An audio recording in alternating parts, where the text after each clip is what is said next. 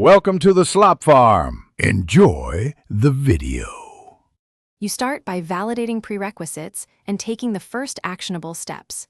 Connect the Edge router to the modem and power it up.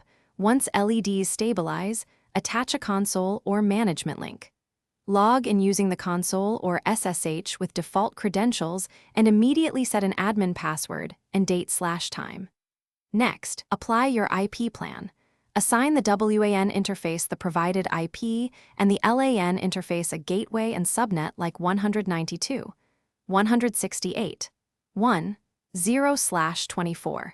Make sure to save the running. Once done with basics, proceed to core configuration. Configure source NAT so LAN hosts reach the internet and add static NAT entries for any public-facing servers. This preserves incoming reachability. Add a default route pointing to the ISP gateway, and if you run dynamic routing, enable OSPF or BGP with proper neighbors to exchange routes reliably. Create firewall zones and policies. Default deny inbound. Allow established/related and permit management access only from trusted network addresses. Test connectivity from a LAN client to verify routing and NAT behavior. To finish, harden and validate the deployment so it stays reliable.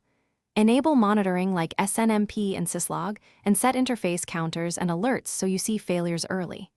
Disable unused services, push firmware updates, and require SSH keys for admin access to reduce attack surface. Then run tests, ping external hosts, trace route through the WAN, and capture packets if flows fail.